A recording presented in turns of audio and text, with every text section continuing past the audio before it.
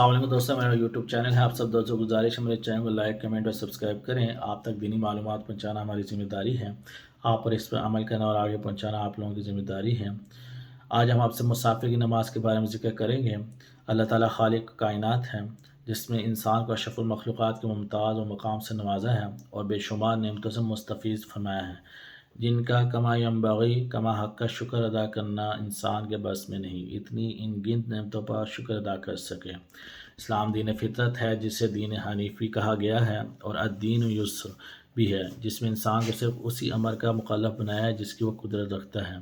اسی لیے اللہ تعالیٰ نے اپنی عظیم صفات کی بنا پر انسانی زندگی کے سفر میں اپنی عبادات کرنے کے لیے تنگی سے کام نہیں لیتا، اور عبادات و معاملات کو پورا کرنے کے لیے انسان کو کئی رخصتیں عطا فرماتا ہے۔ جیسے مسافر روزہ اور نماز کو لے لیں۔ مسافر کو سفر میں رب کریم رعایتیں فرماتا ہے، کیونکہ سفر میں تکالیف اور مشکلات درپیش ہوتی ہیں، اس لیے مسافر کے حکم میں مسافر قصر نماز کا فائدہ اٹھاتا ہے اور فرض نماز کی 4 رکعتیں والی نماز کے بجائے 2 رکعت ادا کرتا ہے۔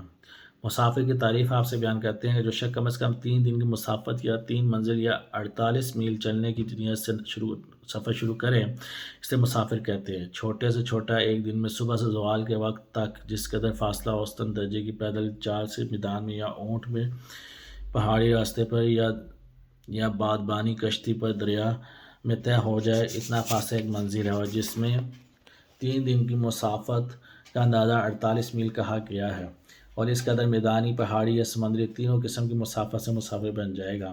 قرآن مجید میں ارشاد باری تعالیٰ ہے، اذا ضربتم في الارض فليس عليكم جناح ان تقصروا من الصلاة ان خفتم ان يفتنكم الذين كفروا، اور جب تم لوگ سفر کے نکلو تو کوئی مذاکرہ نہیں کہ اگر نماز میں اختصار کر دو، خصوصاً جب کہ تمہیں اندیشہ ہو کہ کافر تمہیں ستائیں گے۔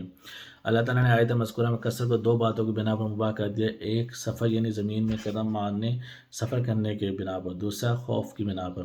حضرت عائشہ رضی اللہ عنہا کا قول ہے، سب سے پہلی نماز کی فرضیت 2 رکعتوں کی صورت میں ہوئی، پھر حضر یعنی اقامت کی حالت میں نماز میں اضافہ کر دیا، اور سفر کی حالت میں نماز کو بحالہ باقی رہنے دیا گیا۔ حضرت عائشہ رضی اللہ عنہا نے یہ بھی بیان کر دیا ہے کہ مسافر پر دراصل 2 رکعتیں فرض ہے اور مقیم پر 4 رکعتیں فرض ہے، جس طرح فجر اور ظہر کی نمازوں کی فرضیت ہے، اس لیے مسافر کی نماز میں اس طرح اضافہ جائز نہیں، اس طرح دوسری نمازوں میں اس کا جواز نہیں۔ عقلی طور پر یہ بات اس پر دلالت کرتی ہے کہ سب کا اس پر اتفاق ہے کہ مسافر کے لیے آخری 2 رکعتوں کا ترک جواز ہے۔ حضرت عائشہ صدیقہ رضی اللہ عنہا نے باب الصلاۃ المسافر والمریض میں ایک روایت ہے، ان عائشہ رضی اللہ عنہا قالت الصلاۃ اول ما فرضت رکعتین فعقرت صلاۃ السفر وعتمت صلاۃ الحضر۔ حضرت عائشہ رضی اللہ عنہ نے بیان کیا کہ ابتدا میں 2 رکعات فرض کی گئی تھیں، سفر اور حضر میں جتنی نماز فرض کی گئی وہ 2 رکعتیں تھیں، اس سے سفر کی نماز کو باقی رکھا گیا اور حضر مقیم کے لیے نماز مکمل کر دی گئی، 4 رکعتیں کر دی گئیں۔ اس حدیث سے ثابت ہوتا ہے کہ ابتدا میں حضر اور سفر کی نماز 2 رکعتیں فرض تھیں، بعد میں سفر کی نماز کو اعلیٰ حال رکھا گیا، البتہ حضر کی نماز میں 2 رکعتوں میں مزید اضافہ کر دیا گیا۔ قرآن مجید میں نماز قصر کا جو بیان ہے، اس سے معلوم ہوتا ہے کہ سفر میں قصر نماز پڑھنا جائز ہے اور واجب نہیں۔ امام ابو حنیفہ رحمہ اللہ کا مسلک ہے کہ سفر میں قصر واجب ہے، اور جبکہ امام احمد بن حنبل رحمہ اللہ اور امام شافعی وغیرہ اسے سنت قرار دیتے ہیں۔ جب مسافر حالت تردد میں مبتلا ہو جائے اور واپسی کا حتمی فیصلہ نہ کر پائے تو ایسی صورت میں متردد اور مذبذب مسافر تعدم زد یا واپسی پر تک قصر کر سکتا ہے۔ چنانچہ عبداللہ بن عمر رضی اللہ عنہ آذربائیجان 6 ماہ تک قصر نماز پڑھی۔ اس طرح حضرت انس رضی اللہ عنہ نشاپور سال یا 2 سال حالت تردد میں رہنا پڑا تو قصر ہی کرتے رہے، اور کچھ صحابہ کرام رضی اللہ عنہم اجمعین امہر کو راہ محض میں 9 ماہ تک رکھنا پڑا تو وہ قصر ہی کرتے رہے۔ ان واقعات سے یہ مترشح ہوتا ہے کہ تردد اور تذبذب کی حالت میں بھی قصر کی مدت مقرر نہیں ہے، بلکہ جب تک ضرورت کا تقاضا ہو اتنی ہی مدت تک قصر جائز ہے۔ 50 ایک اور حدیث میں حضرت سے سفر شروع کرتے وقت ظہر اور عصر کی نماز کس طرح ادا فرمائی، اس حدیث سے ثابت ہوتا ہے۔